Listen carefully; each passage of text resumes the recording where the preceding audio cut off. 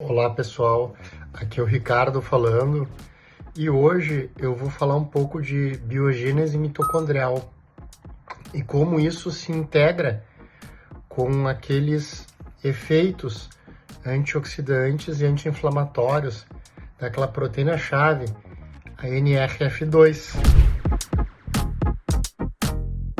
Em primeiro lugar, o que é mitocôndria? Mitocôndrias são organelas que tem dentro das células que funcionam como a nossa usina de energia. As mitocôndrias geram ATP, que a gente usa em todas as nossas atividades diárias. E mais, muitas vezes essa molécula ATP é formada pela oxidação de lipídios.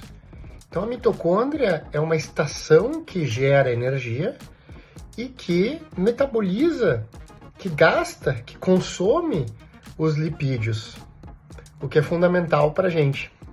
E é lógico que nos nossos tecidos mais ativos, no nosso cérebro, nos nossos músculos, no nosso fígado, entre outros, as mitocôndrias são particularmente essenciais e uma série de doenças, de estados patológicos, se associam à disfunção mitocondrial. E se as mitocôndrias vão ficando velhas e vão ficando doentes, a gente precisa gerar mais mitocôndrias. Daí a biogênese mitocondrial, tão essencial para a gente recuperar nossa saúde. Grande molécula associada ao aumento da mitocôndria e ao aumento no número das mitocôndrias é a PCG1-alfa. A partir de agora eu vou chamar só de PCG, para ficar mais fácil para mim. E vejam, por outro lado, essa PCG pode estar mais ativa quando ela está deacetilada ou menos ativa quando ela está na forma acetilada. E aí entram as sirtuínas, tão relacionadas a uma série de processos do metabolismo, do envelhecimento, que inclusive foram comentadas por seguidores que pediram para eu falar das sirtuínas. São 7 sirtuínas entre os mamíferos, mas a mais conhecida é a SIRT1. Como funciona a SIRT1? A SIRT1 é um detector de jejum.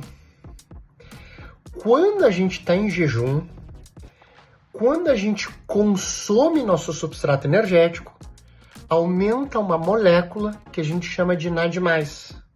O NAD existe na forma NAD+, quando a gente está com fome, quando a gente está com um tanque vazio, e na forma NADH, quando a gente está com um tanque cheio, quando a gente processou alimentos para gerar energia. Quando a gente está com uma relação alta NAD+, NADH na célula, ou seja, quando o nosso corpo está com fome, quando a gente está com o tanque vazio, a sirtuína, em particular a SIRT1, detecta isso. E o que ela faz?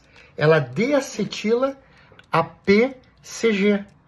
E na forma deacetilada, a PCG funciona mais e aumenta a formação de mitocôndrias, a biogênese mitocondrial. Faz sentido. Se a gente está com pouca energia, a gente vai produzir mais usinas energéticas para recuperar o nosso ATP, para recuperar nossa fonte de vitalidade para nossos órgãos funcionarem. Mas vejam que interessante a integração desses processos no corpo. Essa PCG, ela também é um grande bloqueador de uma enzima chamada GSK3-beta.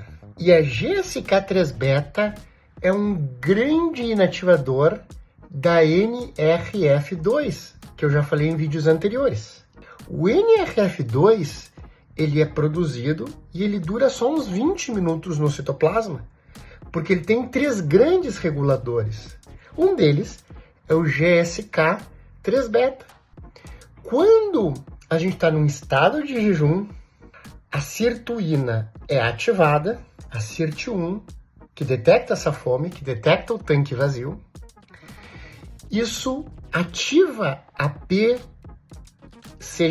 para formar novas mitocôndrias, mas também bloqueia essa GSK-3-beta.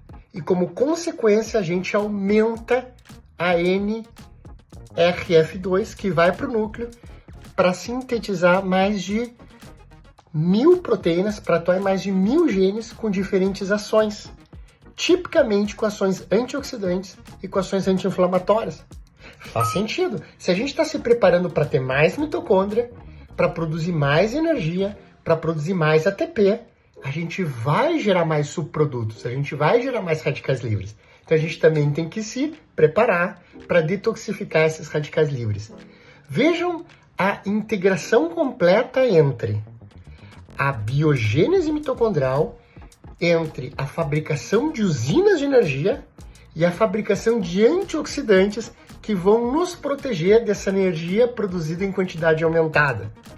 E tudo isso é desencadeado pelo jejum, e é por isso que o jejum é uma das poucas intervenções em medicina que comprovadamente aumentam a nossa sobrevida.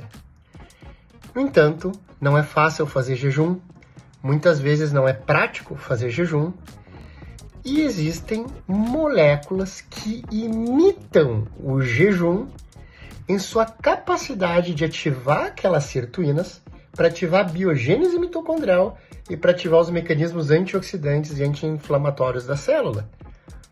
Na fórmula que eu bolei recentemente, eu coloco estimuladores da biogênese mitocondrial e estimuladores da NRF2. Existem, portanto, produtos na natureza que emulam, que imitam, que fazem a mímica desse jejum, que fazem com que a célula pense que a gente está com um tanque vazio para produzir mais mitocôndrias. E para se preparar para uma maior produção de radicais livres, para aumentar as defesas contra o estresse oxidativo e para nos colocar num estado anti-inflamatório. Vejam como a ciência da suplementação avança, como doenças crônicas, estados crônicos, como a pós-Covid, operam por meio do desbalanço nesses mecanismos e como eles podem ser reorganizados através da suplementação adequada com um profissional que saiba o que está fazendo. Se houver interesse, fale com seu médico, eu ou algum colega capacitado, com seu nutricionista.